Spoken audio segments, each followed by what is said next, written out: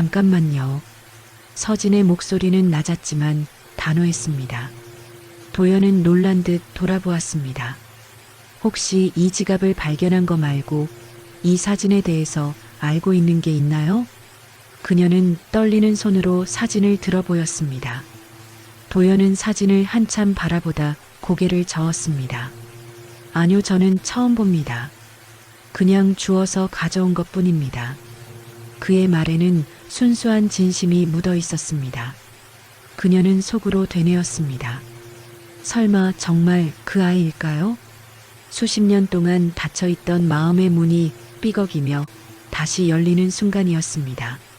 안녕하세요. 여러분의 사연 담긴 여러 이야기들을 들려드리고 있는 인생 수필관입니다. 마지막 반전까지 숨막히는 이야기를 끝까지 들어보세요. 구독과 좋아요, 알림 설정은 영상 제작에 큰 힘이 됩니다. 자, 그럼 오늘의 사연 함께 들어보시죠. 한서진은 아침 햇살이 흐르는 거실 창가에 앉아 따뜻한 커피잔을 손에 쥐고 있었습니다.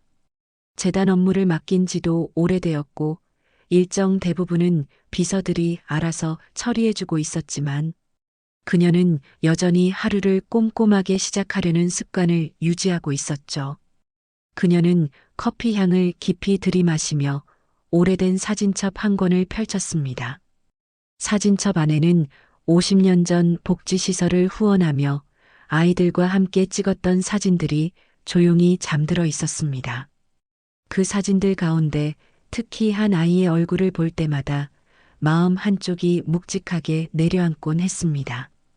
어딘가 모르게 눈빛이 슬퍼 보였던 그 아이는 갑자기 사라졌고 아무도 이유를 알려주지 않았습니다. 서진은 그 아이를 끝내 찾지 못했다는 미안함을 평생 가슴 깊이 묻어두고 살아왔습니다. 사진첩을 덮으며 그녀는 이젠 잊어야죠라고 스스로에게 말했지만 그 말은 늘 공허하게 메아리쳤습니다. 그때 창밖에서는 겨울바람에 흔들리는 낙엽 소리가 들려왔고 그녀는 오래된 가슴앓이가 다시 올라오는 느낌을 받았습니다. 이른을 넘긴 나이에도 불구하고 일정한 시간에 집을 나서는 습관은 변하지 않았습니다. 오늘도 재단 회의가 예정되어 있었고 서진은 천천히 외투를 걸쳐 입으며 현관으로 향했습니다. 운전기사가 문을 열어주자 그녀는 자연스럽게 차에 올랐습니다. 차 안에는 늘 그렇듯 은은한 클래식 음악이 흐르고 있었고 서진은 차창 밖을 바라보며 생각에 잠겼습니다. 화창한 오전 풍경은 평온해 보였지만 그녀 마음속에는 설명할 수 없는 불길함이 작은 그림자처럼 스며들고 있었습니다. 한편 그 시간 도연은 추운 거리에서 몸을 웅크린 채 떨어진 담요를 고쳐덮고 있었습니다. 전날 밤 찬바람이 심하게 불어 잠을 거의 이루지 못했지만 그는 익숙한 듯 주변을 정리하며 자리에서 일어났습니다. 도시는 분주하게 하루를 시작하고 있었지만 그의 시작은 늘 같았습니다. 버려진 종이컵과 찌그러진 캔을 모아 재활용으로 팔고 하루 끼니를 해결할 조금의 돈을 마련하는 것이었죠.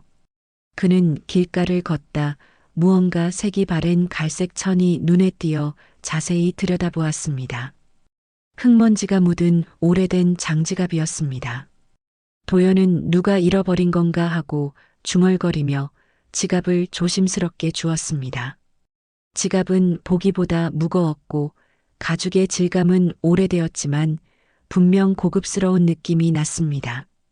그는 지갑을 열어볼까 고민했지만 곧바로 고개를 저으며 경찰서로 가는 방향으로 발걸음을 옮겼습니다. 이런 건 돌려줘야지. 마음속에서 오래된 상처들이 흔들렸지만 그는 단 한 번도 남의 것을 욕심내 본 적이 없었습니다. 길을 걷는 동안 차들은 빠르게 지나갔고 도연을 바라보는 시선들 속에는 무관심과 경계심이 뒤섞여 있었습니다. 그는 그런 시선에 익숙했지만 오늘따라 왠지 더 차갑게 느껴졌습니다. 겨울 햇빛이 희미하게 도로 위를 내려 비추고 있었고 도연은 손에 든 지갑을 꽉 쥐었습니다. 경찰서 입구에 도착하자 따뜻한 실내 공기가 그를 맞았습니다. 출입문이 열리며 북적이는 민원실 소리가 들려왔고 그는 조심스럽게 발걸음을 옮겼습니다. 접수 창구 앞에서 기다리던 시민들 사이를 지나며 그는 잠시 머뭇거렸습니다. 하지만 이내 마음을 다잡고 창구 앞에 서서 지갑을 직원에게 내밀었습니다. 직원은 놀란 눈빛으로 지갑을 살펴보며 이거 꽤 비싼 물건이네요 라고 말했습니다. 도연은 어색한 미소를 지으며 고개를 끄덕였습니다. 잠시 후 박 형사가 다가와 상황을 확인했고 지갑 안에 들어있는 물건들을 꼼꼼히 살폈습니다. 신분 확인을 위해 연락드려야겠네요. 곧 주인이 오실 겁니다. 박 형사의 말에 도연은 잠시 난처한 표정을 지었습니다. 평소라면 이런 상황을 피하고 싶었지만 이미 발걸음을 돌릴 수는 없었습니다. 한편 서진은 회의로 향하던 중 비서에게 급히 전달된 메시지를 받았습니다. 여사님, 잃어버리셨다던 장지갑이 경찰서에 접수되었다고 합니다. 서진은 순간 숨을 멈추었습니다. 그 지갑은 단순한 물건이 아니라 도저히 잊혀지지 않는 과거의 흔적이 담긴 물건이었기 때문입니다. 운전기사에게 목적지를 변경하라고 지시한 뒤 그녀는 곧장 경찰서로 향했습니다. 경찰서에 도착한 서진은 단정한 자세로 민원실로 들어섰습니다. 그 순간 도연이 고개를 들어 그녀를 바라보았습니다. 서진의 눈동자는 믿을 수 없다는 듯 크게 흔들렸습니다. 지갑을 받으러 왔을 뿐인데 그녀는 자신 앞에 서 있는 청년의 얼굴에서 오랫동안 가슴속에 묻어두었던 그 아이의 모습을 본 것입니다. 반세기 동안 잊혀지지 않던 기억이 눈앞에서 그대로 되살아나는 순간이었습니다. 서진은 민원실 한복판에서 굳어선 채 도연을 뚫어지게 바라보고 있었습니다. 마치 잊었던 과거가 눈앞에서 재생되는 듯한 표정이었고 그녀의 손끝은 미세하게 떨리고 있었죠. 박 형사는 두 사람 사이의 이상한 공기를 감지하고 조심스레 말을 건넸습니다. 여사님, 여기 장지갑 주인을 찾으러 오신 게 맞으시죠? 서진은 정신을 수습하려는 듯 깊게 숨을 들이마셨지만 눈은 여전히 도연에게서 떨어지지 않았습니다. 네, 맞습니다. 목소리는 평소와 다르게 떨려 있었고 박 형사는 그녀의 상태를 걱정스럽게 바라보았습니다. 도연은 자신이 바라보는 대상이 왜 이렇게 놀란 기색을 보이는지 이해할 수 없다는 듯 눈을 동그랗게 뜨고 있었습니다. 그는 손에 묻은 차가운 공기를 털어내며 어색하게 고개를 숙였습니다. 박 형사는 서류를 정리하며 도연에게 신원 확인 절차를 안내했습니다. 지갑을 습득한 분의 간단한 정보가 필요합니다. 도연은 잠시 머뭇거렸지만 이내 고개를 끄덕이며 자신이 어디에서 생활하는지 어떤 형편인지 간단히 설명했습니다. 그의 말투에는 부끄러움이 묻어 있었고 주변 사람들의 시선이 신경 쓰이는 듯 눈을 아래로 떨구었습니다. 서진은 그 모습을 보며 마음 한쪽에서 설명할 수 없는 고통이 밀려오는 것을 느꼈습니다. 그가 말하는 단어 하나하나가 오래전 잃어버렸던 아이의 기록과 겹쳐 보였습니다. 박 형사는 업무적인 어조로 지갑 안에서 나온 물건들을 다시 확인했습니다. 오래된 흑백 사진 한 장이 그중 가장 먼저 눈에 띄었습니다. 사진 속 아이는 희미하게 웃고 있었고 그 아이의 눈은 서진이 절대로 잊을 수 없는 눈이었습니다. 서진은 사진을 보는 순간 숨이 턱 막히는 듯한 고통을 느꼈습니다. 박 형사가 그녀에게 지갑과 사진을 건네자 서진의 손이 더 크게 떨렸습니다. 이 사진은 어떻게 해? 그녀는 말을 잇지 못한 채 사진을 손끝으로 어루만졌습니다. 도연은 주변 분위기가 심상치 않다는 것을 눈치채고 불안한 표정을 지었습니다. 저 혹시 문제가 되나요? 저는 그냥 길에서 주워서. 그의 말은 끝까지 이어지지 못했습니다. 서진의 눈빛이 도연을 향해 깊이 꽂혔기 때문입니다.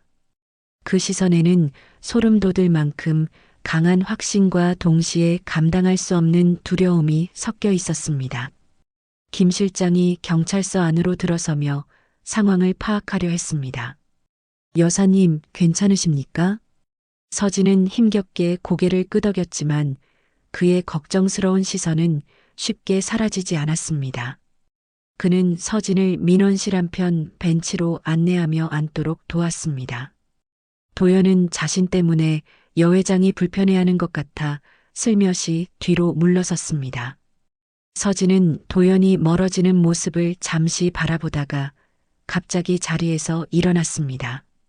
그녀는 무언가 확인해야 한다는 듯 흔들리는 걸음으로 도연에게 다가갔습니다.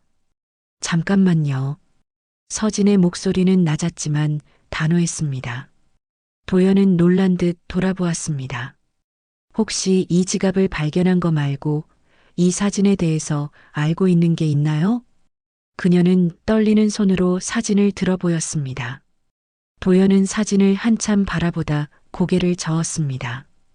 아니요, 저는 처음 봅니다. 그냥 주워서 가져온 것 뿐입니다. 그의 말에는 순수한 진심이 묻어 있었습니다. 하지만 그 대답은 서진의 마음을 더 흔들었습니다. 사진을 본 이상 도연에게서 느껴지는 낯선 익숙함은 더 이상 우연이라 하기 어려웠습니다. 그녀는 사진 속 아이가 남긴 작은 흉터, 그리고 그 아이와 오랫동안 함께했던 기억을 떠올렸습니다. 도연의 얼굴은 그 기억과 완벽하게 맞아떨어지고 있었죠. 서진은 당황스럽고 믿을 수 없는 사실 앞에서 정신을 붙들기 위해 애썼습니다. 김 실장은 그녀를 다시 부축하며 외부로 나가 잠시 진정하자고 말했습니다. 하지만 서진은 민원실 문가에서 뒤돌아보며 도연을 또 한 번 바라보았습니다. 도연은 그 시선을 피하지 못하고 굳어 있었습니다. 서진의 눈에는 슬픔과 충격, 그리고 설명할 수 없는 그리움이 복잡하게 얽혀 있었습니다. 그녀는 속으로 되뇌었습니다. 설마 정말 그 아이일까요? 수십 년 동안 닫혀있던 마음의 문이 삐걱이며 다시 열리는 순간이었습니다. 그리고 그녀는 알 수 없는 운명의 손길이 자신을 이 자리로 이끈 것이라 느끼고 있었습니다. 외부 문이 열리며 차가운 바람이 들어왔고 그 바람 속에서 두 사람의 시선은 다시 한번 얽혔습니다. 경찰서를 나온 서진은 차가운 바람을 얼굴로 맞으며 깊은 숨을 내쉬었습니다. 평소라면 민원실에서의 이상한 감정들은 금세 정리해낼 수 있었겠지만 이번만큼은 달랐습니다. 머릿속에는 도연의 얼굴이 떠나지 않았고 그녀의 심장은 오래 묵힌 상처를 다시 들추는 듯 아프게 뛰고 있었죠. 김 실장은 곁에서 조심스럽게 그녀의 팔을 지탱하며 걸음을 맞춰주었습니다. 여사님, 괜찮으십니까? 얼굴이 많이 창백하십니다. 서진은 떨리는 입술로 대답했습니다. 괜찮아요. 아니, 사실 괜찮지 않아요. 그녀는 차 문을 열기 직전에 다시 경찰서 건물을 돌아보았습니다. 도연이 있는 그 공간이 자신을 또다시 과거로 끌어당기고 있었죠. 그 시선은 마치 확인해야 한다는 강한 의지를 담고 있었습니다. 차가 움직이기 시작하자 서진은 창밖에 스치는 풍경들을 멍하니 바라보았습니다. 도로 위를 바쁘게 오가는 사람들, 신호등 앞에서 무심히 버튼을 누르는 아이들, 그중 어느 누구도 자신의 마음속에서 들끓는 소용돌이를 알 리 없었습니다. 김 실장은 조심스럽게 입을 열었습니다. 혹시 그 청년을 아시는 분입니까? 서진은 잠시 침묵하다가 고개를 저었습니다. 아니요. 하지만 어딘가 아주 낯설지 않았어요. 그녀의 말은 부드러웠지만 그 안에는 단단한 무언가가 담겨 있었습니다. 차는 재단 건물 앞에 도착했지만 서진은 내리지 않았습니다. 대신 김 실장에게 새로운 지시를 내렸습니다. 실장님, 방금 그 청년, 도연이라고 했나요? 그 사람에 대해 알아봐 주세요. 김 실장은 눈을 크게 뜨며 되물었습니다. 신분 조회가 필요한 일이라면 정식 절차가 아니에요. 공식적으로가 아니라 그냥 조용히 가능한 선에서요. 서진의 목소리는 간절하면서도 확고했습니다.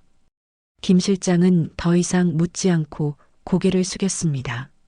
한편 도연은 경찰서를 나와 거리를 천천히 걸었습니다. 공기는 잔뜩 습기를 머금고 있었고 그의 옷깃에서는 싸늘한 냄새가 풍겼습니다. 하지만 그의 마음속은 더 복잡했습니다. 왜 그분이 그렇게 날 보던 거지? 낯선 여회장의 시선은 놀람을 넘어서 마치 잃어버린 무언가를 발견한 사람의 표정 같았습니다. 도연은 길 모퉁이에 앉아 오래된 운동화를 끈을 고쳐 묶으며 생각을 정리하려 했지만 쉽지 않았습니다.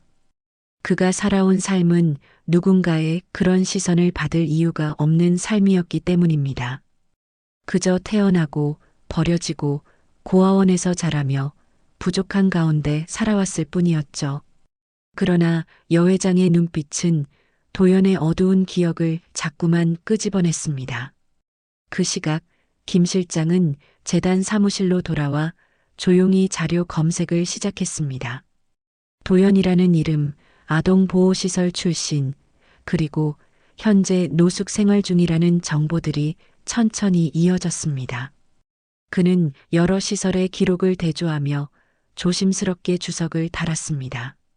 서진은 그의 뒤에서 한마디도 하지 않고 조용히 모니터를 바라보았습니다. 그녀의 심장은 점점 더 빠르게 뛰고 있었습니다. 왜인지 알 수는 없지만 그 아이와 도연 사이의 연결을 이미 직감하고 있었죠. 자료 몇 개가 화면에 뜨고 김 실장이 조용히 말했습니다. 여사님, 도연 씨의 출생 기록이 정확하지 않습니다. 서진의 눈이 미세하게 흔들렸습니다. 정확하지 않다니요? 김 실장은 화면을 확대하며 설명했습니다. 출생일이 임의로 등록됐고 보호자 정보가 없습니다. 아마 버려진 아이였을 가능성이 큽니다. 그리고 이 시설 이름을 보십시오. 그가 화면을 가리키자 서진의 손이 멈추었습니다. 그곳은 그녀가 50년 전 후원 활동을 했던 바로 그 시설이었습니다. 서진의 목이 말라오며 숨이 가빠졌습니다. 그녀는 의자에 깊게 기대며 얼굴을 감싸쥐었습니다. 그 순간 마음속에서 잊고 지내려 했던 장면들이 흘러나왔습니다. 작은 아이가 그녀의 손을 꼭 붙들고 웃던 모습. 어느 날 갑자기 사라져버렸던 그 아이의 마지막 뒷모습. 찾아주세요. 제발 찾아주세요. 그 시절의 자신이 울먹이며 했던 말까지 생생하게 떠올랐습니다. 그리고 지금 그 아이와 너무나도 닮은 얼굴을 가진 청년이 눈앞에 나타났습니다. 운명이란 말이 허황되다고 생각해온 그녀였지만 지금만큼은 그 단어가 생생하게 가슴을 찔렀습니다. 서진은 이내 결심한 듯 자리에서 일어났습니다. 실장님, 그 청년이 지낸다는 곳으로 갑시다. 김 실장은 놀란 눈으로 그녀를 바라보았습니다. 지금 당장 말씀이십니까? 네. 지금이요. 기다릴 수가 없어요. 그녀의 목소리에는 확신과 두려움이 동시에 담겨 있었습니다. 마치 오래된 문틈에서 새어나오던 빛이 다시 흐르는 것처럼 서진의 마음은 빠른 속도로 뜨거워지고 있었습니다. 노숙인 쉼터로 향하는 차 안에서 서진은 손을 가만히 맞잡고 있었습니다. 그 손끝은 떨리고 있었지만 그 떨림 속에는 오랜 세월 간직한 후회의 무게가 깃들어 있었습니다. 만약 정말 그 아이가 맞다면 그녀는 조심스럽게 중얼거렸습니다. 그러나 끝까지 말하지 못한 문장은 차 안에 고요하게 흩어졌습니다. 쉼터 건물이 시야에 들어오자 그녀는 살며시 눈을 감았다가 다시 떴습니다. 한 걸음만 내디디면 그녀의 삶은 다시 과거와 연결될지도 모를 일이었습니다. 그녀는 천천히 차 문을 열고 내렸습니다. 그리고 조용히 숨을 고른 뒤 쉼터 입구를 향해 발걸음을 옮겼습니다. 닫혀있던 과거로 들어서는 문이 이제 막 흔들리고 있었고 그 문 너머에는 그녀가 도망쳐왔던 진실이 기다리고 있었습니다.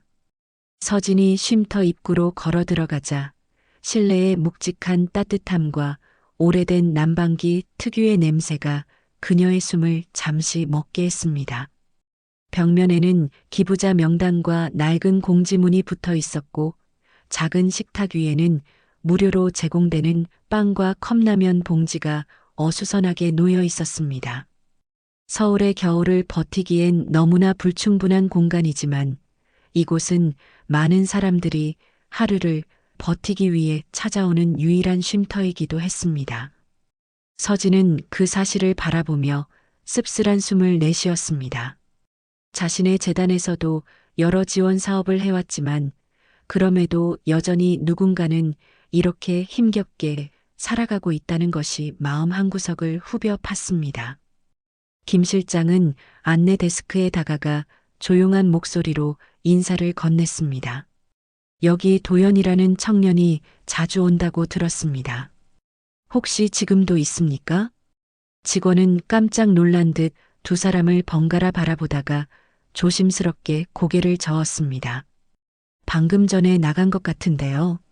대체 무슨 일이신지? 김 실장은 부드럽게 웃으며 개인적인 용무입니다. 혹시 이 근처에서 머물 때가 있다면 알려주시겠어요? 라고 물었습니다. 직원은 잠시 고민하다가 한 구석에 놓인 작은 캐비닛을 열어 메모지 한 장을 꺼내 들었습니다. 이걸 보면 도움이 될지도 모르겠네요. 도연 씨가 가끔 남기고 가는 물건이에요. 반납하면 받은답니다. 메모지는 깨끗하지 않았지만 꾸준히 글을 적어온 흔적이 남아 있었습니다. 서진은 떨리는 손으로 그 메모지를 받아들었습니다. 글씨체는 조심스러웠고 표현은 투박했지만 한 줄 한 줄에 담긴 고단함이 생생하게 느껴졌습니다. 그녀는 문장을 천천히 따라 읽었습니다. 가끔은 나도 누군가에게 기억되는 사람이었으면 좋겠다. 순간 서진의 가슴이 쿵 하고 내려앉았습니다. 그녀는 다른 페이지를 넘겼습니다. 메모에는 도연이 잃어버린 부모에 대해 적은 내용들이 덜어 적혀 있었습니다. 흉터가 있는 아이 사진을 찾고 싶다. 그 아이와 나 사이에 무슨 관련이 있을까? 그 아이도 나처럼 혼자인 걸까? 서진은 문장을 읽어내려가며 손끝이 점점 차가워지는 것을 느꼈습니다. 흉터. 그 단어는 그녀에게 50년 전의 기억을 단숨에 끌어올렸습니다. 그 아이의 왼팔 안쪽에 있던 작은 흉터. 장난스러운 웃음과 함께 그녀에게 손을 흔들며 다가오던 모습. 그리고 어느 날 갑자기 사라진 모습. 그녀는 오랫동안 잊으려 했지만 단 한 번도 완전히 떨쳐낼 수 없었습니다. 김 실장은 그런 서진의 표정을 보고 조심스럽게 말을 걸었습니다. 여사님, 정말 그 청년이 그 아이일 수도 있다고 생각하십니까? 서진은 눈을 감았다가 조용히 고개를 들었습니다. 모르겠어요. 하지만 확실히 해야겠죠. 그녀의 목소리는 약해 보였지만 결의가 담겨 있었습니다. 직원은 메모를 다시 정리하며 도연이 늦은 오후쯤 돌아올 가능성이 있다고 알려주었습니다. 서진은 그 말에 깊게 고개를 끄덕였습니다. 기다리겠습니다. 그녀는 쉼터 한쪽에 놓인 작은 의자에 앉아 무릎 위에 메모지를 올려놓고 가만히 바라보았습니다. 잠시 후 쉼터 문이 열리며 몇몇 사람들이 들어오고 나가는 소리가 들렸습니다. 서진은 그때마다 고개를 들며 도연이 아닌지 확인했습니다. 시간이 천천히 흐르는 동안 그녀는 머릿속에서 오래된 기억들과 현재의 조각들을 하나씩 맞춰보았습니다. 특히 메모에 적힌 흉터라는 단어는 그녀의 마음을 계속 붙들고 놓아주지 않았습니다. 정말 그 아이에게 있던 흉터와 같은 위치일까? 그녀는 사진 속 아이의 팔을 떠올렸습니다. 아이의 미소는 너무도 생생했고 그 미소는 그녀가 평생 잊을 수 없는 모습이었습니다. 김 실장은 옆에서 조용히 그녀의 마음이 복잡하게 움직이는 것을 지켜보고 있었습니다. 여사님, 혹시라도 마음이 상하실까 걱정됩니다. 상해도 괜찮아요. 이미 오래전에 상처받았으니까. 서진은 부드럽게 말했지만 그 속에는 깊은 슬픔과 단단한 의지가 함께 섞여 있었습니다. 그녀는 다시 메모를 들여다보며 도연의 삶을 상상해 보았습니다. 어디서 자랐는지, 누구에게 의지하며 살았는지, 왜 부모를 찾고 있는지, 그 모든 조각이 자꾸만 그녀의 과거와 맞물리려고 했습니다. 문이 다시 열렸습니다. 쉼터 안으로 찬 바람이 들어왔고 서진은 본능적으로 고개를 들었습니다. 하지만 이번에도 도연은 아니었습니다. 서진은 조용히 숨을 내쉬었습니다. 그러나 그 순간 그녀는 깨달았습니다. 이 기다림은 단순한 확인을 넘어서 자신이 외면해온 삶을 다시 마주하는 과정이라는 것을요. 그녀의 주름진 손끝에서 메모지가 조금씩 구겨졌습니다. 그 손끝에는 두려움도 있었지만 되찾고 싶은 무언가를 향한 마음이 더 강하게 담겨 있었습니다. 그녀는 속으로 중얼거렸습니다. 맞든 아니든 난 이제 이 진실을 피해갈 수 없어요. 쉼터 밖에서 누군가의 발걸음 소리가 들려왔고 서진의 심장은 또다시 빠르게 뛰기 시작했습니다. 문틈 사이로 들어오는 빛이 천천히 흔들리고 있었고 그 빛 속에 그녀의 오랜 과거가 다시 모습을 드러내려 하고 있었습니다. 저녁 무렵 쉼터 문이 덜컥 열리며 차가운 바람이 실내로 밀려 들어왔습니다.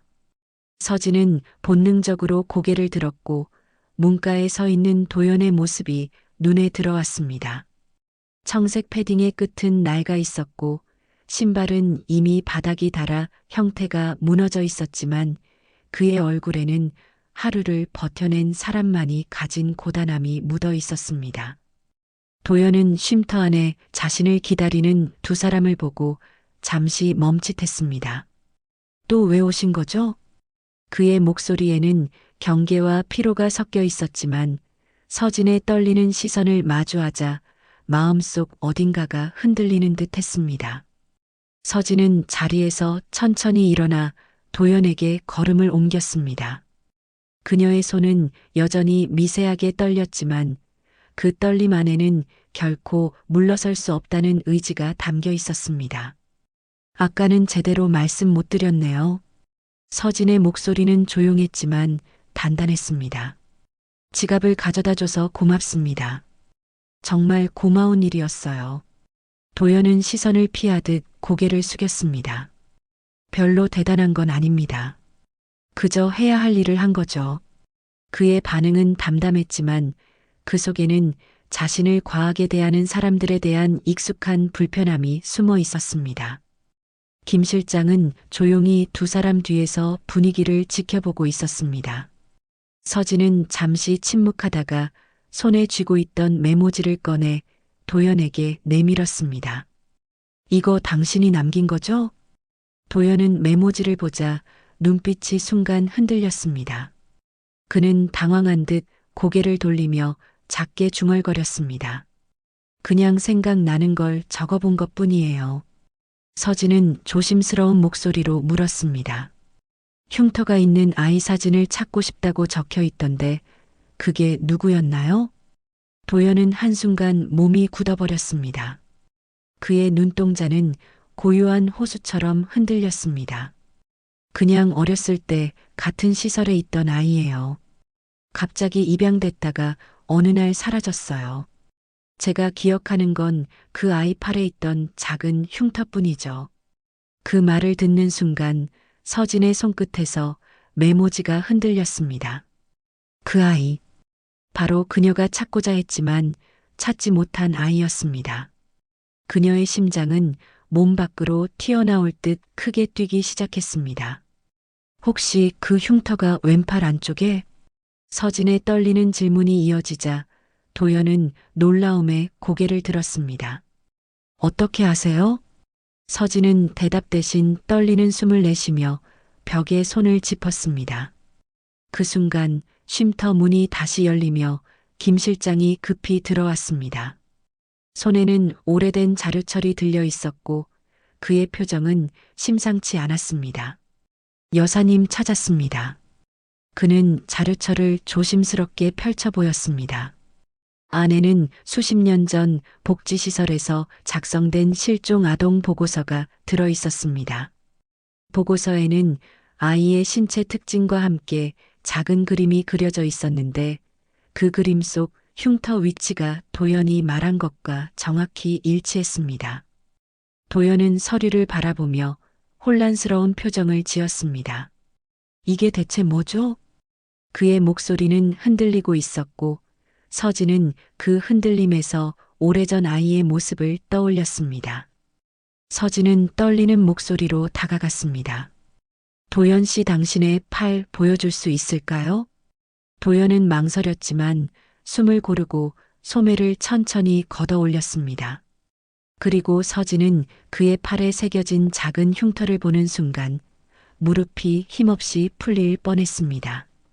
그 자리는 정확히 그녀가 잊지 못하던 그 흉터 자리와 같았습니다. 김 실장은 한 걸음 다가와 서류와 도연의 팔을 번갈아 확인했습니다. 위치가 완전히 일치합니다. 말이 끝나자 쉼터 안 공기는 무겁게 가라앉았습니다. 도연은 당황한 듯 뒷걸음질을 쳤습니다. 잠깐만요, 이게 다 무슨 말입니까? 저는 그냥 버려진 아이였을 뿐이에요. 그의 말에는 그동안 눌러두었던 상처의 무게가 고스란히 묻어 있었습니다. 서진은 그를 향해 한 걸음 다가가 손을 내밀었습니다. 하지만 선뜻 닿지는 못했습니다. 도연 씨 혹시 당신이 그 아이일지도 모른다는 생각이 들어요. 제가 평생 찾고 싶어 했던. 그녀의 말은 떨리며 끊겼지만 그 안에는 모든 두려움과 희망이 섞여 있었습니다. 도연은 충격에 말을 잃고 벽에 기대어 서 있었습니다. 그는 그동안 자신이 누구인지, 왜 혼자인지 알고 싶어 했지만 이렇게 갑작스러운 방식으로 진실이 다가올 줄은 상상도 하지 못했습니다. 전 아니에요. 그럴 리가 없어요. 그의 목소리는 떨렸고 눈동자에는 혼란과 두려움이 가득했습니다. 서진은 조용히 고개를 숙이며 말했습니다. 확실하게 알 수 있는 방법이 있습니다. DNA 검사만 하면 진실을 알 수 있어요. 그녀의 말이 끝나자 공간은 마치 시간이 멈춘 듯 조용해졌습니다. 도연은 손을 쥐었다 펴기를 반복하며 숨을 거칠게 들이마셨습니다. 제가 정말 그 아이일까요? 그 질문은 자신에게 던지는 말이었고 동시에 세상에게 묻는 말이기도 했습니다. 그리고 그 순간 서진의 눈에는 오랫동안 간직해왔던 절박한 감정이 비쳤습니다. 그 감정은 도연에 굳어있던 마음을 향해 천천히 스며들고 있었습니다. 쉼터 밖에서는 겨울바람이 문틈을 스쳐 지나갔고 그 소리는 마치 오래 묵은 진실이 드디어 모습을 드러내기 직전의 신호처럼 울렸습니다. 이제 모든 것이 무너져 내리는 듯했지만 동시에 새로운 문이 열리고 있었습니다. 두 사람은 서로를 바라보며 숨을 고르고 있었고 그 사이에서 오래 묻혀있던 진실의 그림자가 서서히 모습을 드러내기 시작했습니다. 쉼터 밖은 어둠이 완전히 내려앉아 있었고 가로등 불빛이 바닥에 길게 번지고 있었습니다. 서진은 도연에게 조금 더 시간을 주기 위해 잠시 밖으로 나왔지만 그녀의 마음은 차분해질 기미가 보이지 않았습니다. 겨울바람이 스카프 사이로 스며들며 차갑게 몸을 감싸도 지금 그녀의 가슴은 오히려 뜨겁게 달아오르고 있었죠. 그동안 피하고만 살아온 과거가 이제 그녀를 향해 한 걸음씩 다가오고 있었고, 도망칠 이유도 도망칠 힘도 남아있지 않았습니다. 김 실장은 약간 떨어진 자리에서 통화를 마친 뒤 그녀에게 조용히 다가왔습니다. 여사님, 방금 경찰서에서 연락이 왔습니다. DNA 검사를 진행할 수 있는 절차를 안내해 준다고 합니다. 서진은 미세한 숨을 내쉬며 고개를 끄덕였습니다. 그래요, 이제 확인해야겠네요. 더 이상 돌아갈 곳도 없으니까요. 그녀의 말끝은 떨렸지만 그 안에 담긴 결심은 명확했습니다. 그때 쉼터 문이 다시 열렸고 도연이 한 손으로 문을 붙잡은 채 조심스럽게 밖으로 나왔습니다.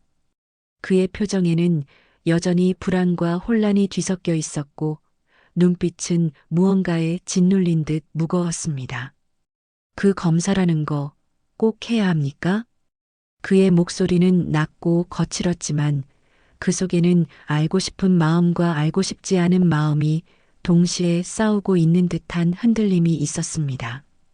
서진은 조용히 다가가 그의 앞에 섰습니다. 도연 씨가 원하지 않으면 억지로 할 수는 없어요. 하지만 진실을 알지 못하면 우리는 계속 같은 자리에 멈춰 있겠죠. 도연은 바닥을 바라보다가 천천히 고개를 들었습니다. 무서워요. 혹시 아니라면 괜히 기대했다가 무너질까봐. 그의 말은 마치 어린 시절의 상처를 그대로 꺼내놓은 듯한 아픔이 담겨 있었습니다. 서진의 가슴이 순간 저릿하게 조여왔습니다. 그녀는 그 마음을 너무나 잘 알고 있었기 때문입니다. 오랫동안 마지막 희망을 붙들고 살아온 사람만이 가질 수 있는 두려움이었고 그 두려움은 그녀가 수십 년간 가슴에 묻어두었던 감정과 정확히 닮아 있었습니다. 맞아요. 저도 무서워요. 서진은 떨리는 손으로 자신의 가슴을 눌렀습니다. 혹시 당신이 그 아이가 아니라고 하면 저는 또다시 잃어버리는 거니까요. 두 사람은 잠시 아무 말도 하지 않은 채 서로를 바라보았습니다. 침묵은 길었지만 그 침묵 속에서 서로의 상처가 닿아 있었습니다. 김 실장은 두 사람의 사이에 흐르는 감정을 깨지 않으려고 한 발 뒤에서 조용히 서 있었습니다.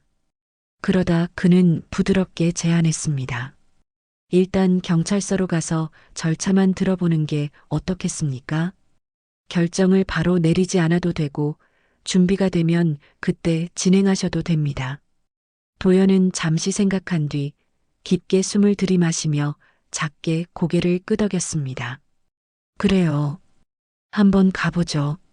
그의 목소리는 완전히 안정되지 않았지만 그 안에는 새로운 결심이 스며 있었습니다.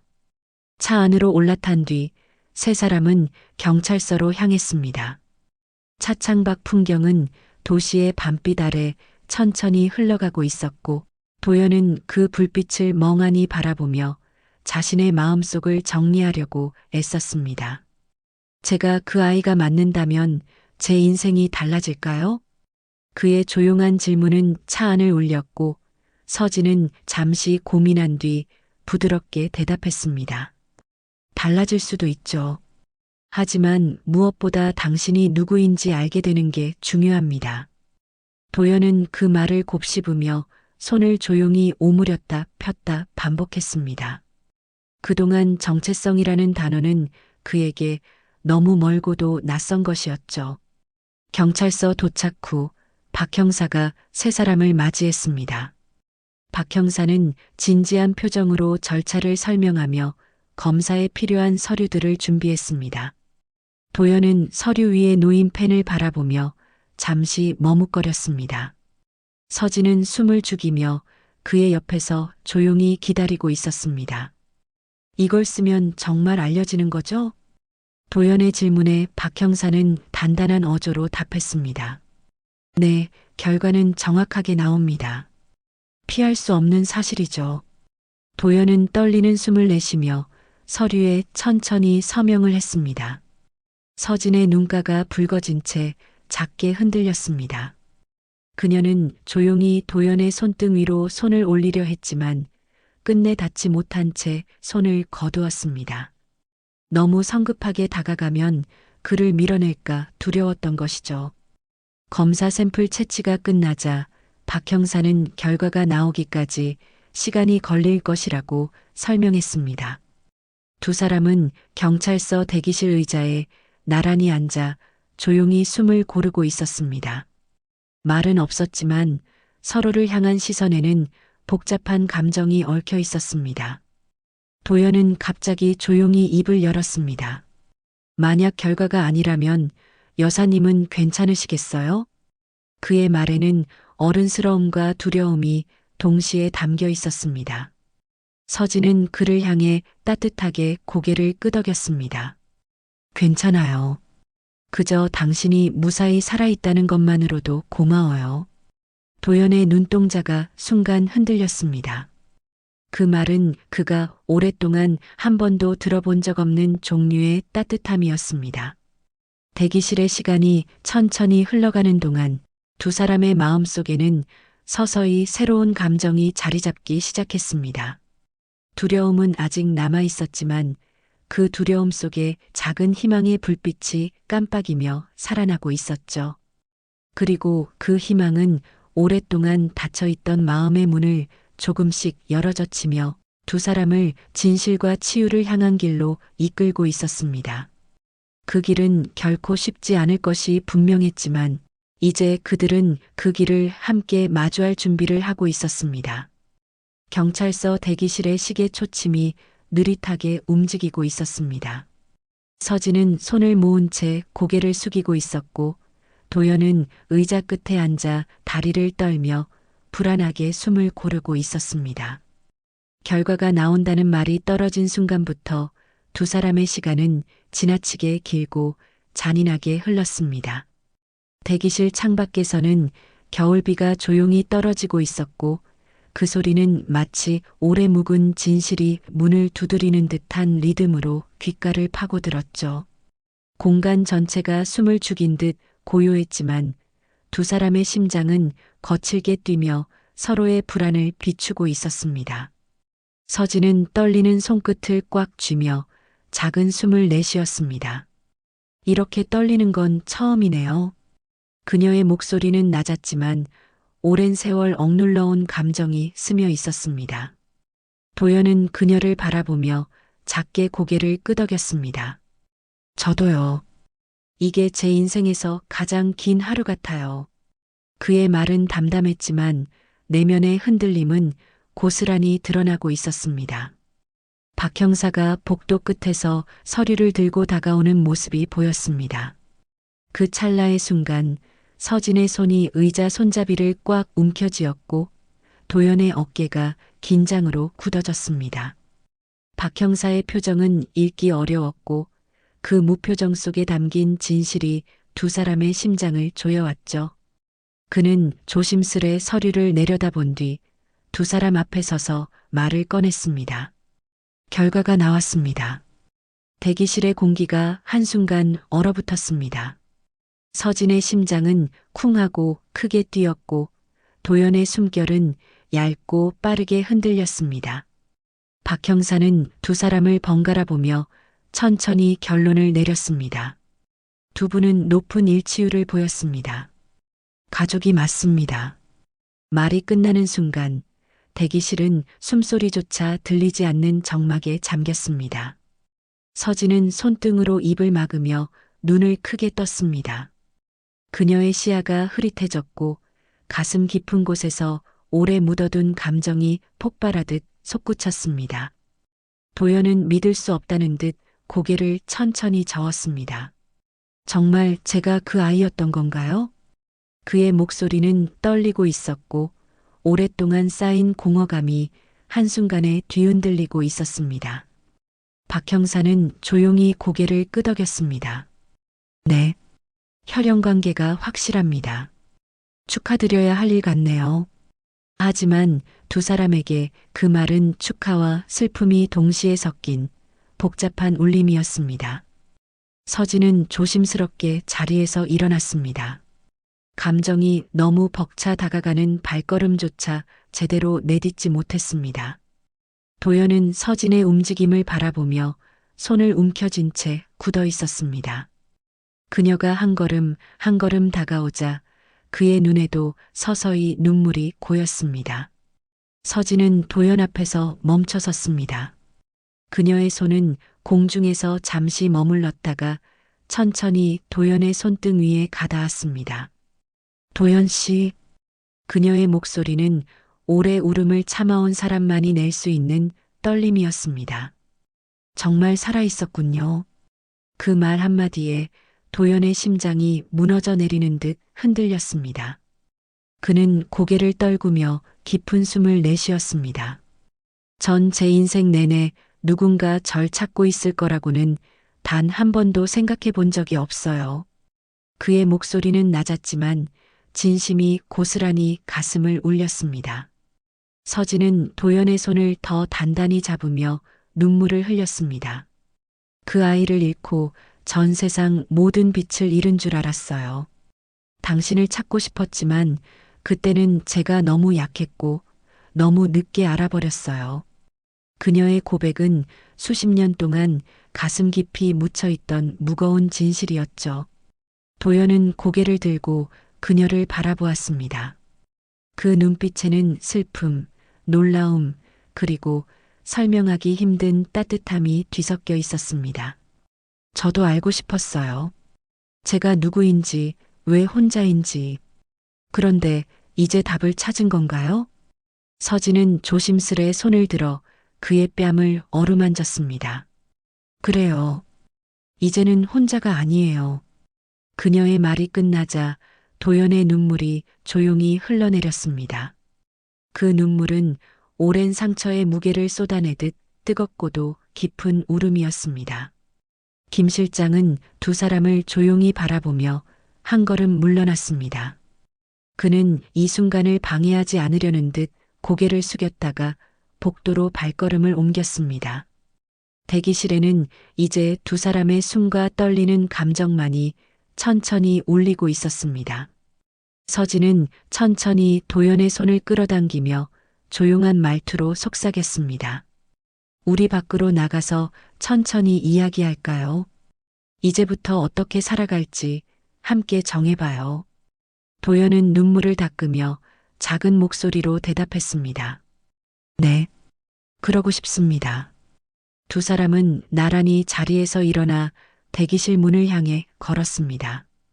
그 발걸음은 여전히 떨리고 있었지만 분명히 과거와는 다른 세계로 향하고 있었습니다. 오래 닫혀있던 진실의 문이 완전히 열리고 그 뒤에는 서로를 다시 찾아낸 두 사람만의 새로운 미래가 기다리고 있었습니다. 그리고 그들은 그 문을 함께 넘어서기 시작했습니다. 경찰서 밖으로 나오자 겨울비는 잦아들고 대신 희끄무레한 안개가 도심을 감싸고 있었습니다. 비에 젖은 가로등 불빛이 번져 흐릿하게 흔들리고 있었고 그 불빛 아래에서 서진과 도연은 잠시 멈춰 섰습니다. 방금 전까지 대기실에서 경험한 감정의 폭풍이 아직 가슴 깊은 곳에서 잔잔한 울림으로 남아 있었죠. 서진은 조심스럽게 목도리를 고쳐 매며 도연을 바라보았습니다. 그녀의 눈빛에는 말로 표현할 수 없는 따뜻함과 안도가 어우러져 있었습니다. 도연은 그런 그녀의 시선을 받아내기 어색한 듯 그러나 피하지 않고 천천히 고개를 들었습니다. 아직 믿기지가 않아요. 그의 목소리는 나직했지만 그 속에는 처음으로 느껴보는 안정감과 혼란이 섞여 있었습니다. 서진은 조용히 미소 지었습니다. 저도 그래요. 하지만 이제 시작이겠죠. 그녀의 말에 도연은 천천히 고개를 끄덕였습니다. 세 사람은 서진의 차량 쪽으로 걸어갔습니다. 운전기사는 놀란 눈치였지만 상황을 눈치챈 듯 조용히 차 문을 열어주었습니다. 도연은 잠시 멈칫하며 고개를 들었습니다. 저 이런 차에 타본 적이 없어서요. 그의 말에 서진은 부드럽게 말했습니다. 그럼 오늘이 첫 경험이겠네요. 천천히 익숙해지면 됩니다. 도연은 조심스럽게 뒷좌석에 앉았고 김 실장은 조수석에 탔습니다. 차 안에는 은은한 클래식 음악이 흐르고 있었고 차창 밖으로 빗물이 흘러내리는 소리가 잔잔히 이어졌습니다. 도연은 창밖을 바라보다가 조용히 손을 무릎 위에 올렸습니다. 그 손은 여전히 긴장으로 굳어 있었지만 그 속에는 묘한 평온함이 자리하고 있었습니다. 서진은 뒤돌아보며 조용히 말했습니다. 일단 우리 재단 시설로 가서 따뜻한 방부터 준비합시다. 추운 길에서 지내는 건 이제 그만해요. 도연의 눈썹이 미세하게 흔들렸습니다. 정말 괜찮을까요? 저 같은 사람이. 서진은 그의 말을 끊으며 담담하게 대답했습니다. 당신은 저 같은 사람이 아니라 제 가족이에요. 그걸 이제야 찾았다는 게 미안할 뿐이죠. 그 말은 도연의 성긴 마음에 처음으로 제대로 닿는 온기였습니다. 재단 건물에 도착하자 직원들은 늦은 시간임에도 불구하고 서진의 요청에 따라 분주하게 움직였습니다. 따뜻한 조명 아래에서 제공된 간단한 식사와 깨끗한 옷, 잠시 머물 방이 준비되자 도연은 마치 꿈을 꾸는 듯한 표정으로 공간을 둘러보았습니다. 여기 정말 제가 써도 되는 공간인가요? 그의 질문은 조심스러웠지만 서진은 부드러운 미소로 대답했습니다. 네. 이곳은 당신이 시작을 다시 할 수 있는 곳이에요. 도연은 천천히 고개를 끄덕이며 방 한가운데로 걸어갔습니다. 낡고 차가운 길바닥이 아닌 따뜻한 바닥이 그의 발을 감싸며 현실감을 더했습니다. 김 실장은 도연이 필요한 준비를 마친 뒤 조용히 서진에게 다가왔습니다. 여사님, 정말 큰 결정을 하셨습니다. 서진은 창밖의 불빛을 바라보며 천천히 대답했습니다. 평생 후회하며 살았어요. 그 아이를 지켜주지 못한 죄책감이 매일같이 저를 따라다녔죠. 하지만 이제라도 그 마음을 바로잡을 기회가 생긴 것 같아요. 그녀의 목소리는 미세하게 떨렸지만 그 떨림은 오히려 그녀의 결심을 더 단단하게 보여주고 있었습니다. 김 실장은 고개를 끄덕이며 진심 어린 말을 건넸습니다. 그 결정이 그 청년에게도 여사님에게도 큰 치유가 될 겁니다. 그 시각 방 안에서 도연은 깨끗한 책상 위에 작은 액자 하나를 올려놓고 있었습니다. 그 액자는 서진이 준 오래된 시설 사진 속 어린아이의 모습이 담긴 사진이었습니다. 도연은 사진을 바라보며 천천히 손끝으로 윤곽을 만졌습니다. 정말 나였을까? 그의 눈빛은 아직 다 풀리지 못한 의문과 새롭게 생겨난 희망으로 빛나고 있었습니다. 그리고 그는 조용히 속삭였습니다. 이제 어디로 가면 될까요? 그 말은 마치 새로운 인생을 시작하려는 사람의 조심스러운 첫걸음 같았습니다. 잠시 뒤 서진이 방문을 열고 조용히 들어왔습니다. 그녀는 문가에 서서 한동안 도연을 바라본 뒤 조심스레 말을 건넸습니다. 내일 아침엔 따뜻한 국물부터 먹어요. 그리고 천천히 당신의 삶을 다시 세워봅시다. 제가 도울 수 있는 건 뭐든 돕고 싶어요. 도연은 천천히 고개를 들고 서진을 바라보았습니다. 그에게서 느껴지는 낯선 안정감, 그리고 오래 기다린 듯한 따뜻함은 하루 사이에 너무 많은 것을 바꿔놓고 있었습니다. 저 잘할 수 있을까요? 그의 물음에는 두려움이 아닌 작은 희망이 담겨 있었습니다. 서진은 가까이 다가와 그의 손을 살며시 잡았습니다. 우리가 함께하면 분명 잘할 수 있을 거예요. 그 말은 어둠 속에서 작은 등불처럼 도연의 마음을 비추었습니다. 불확실한 미래였지만 이제 그 길을 혼자가 아닌 누군가와 함께 걸을 수 있다는 사실이 그에게는 큰 변화였습니다.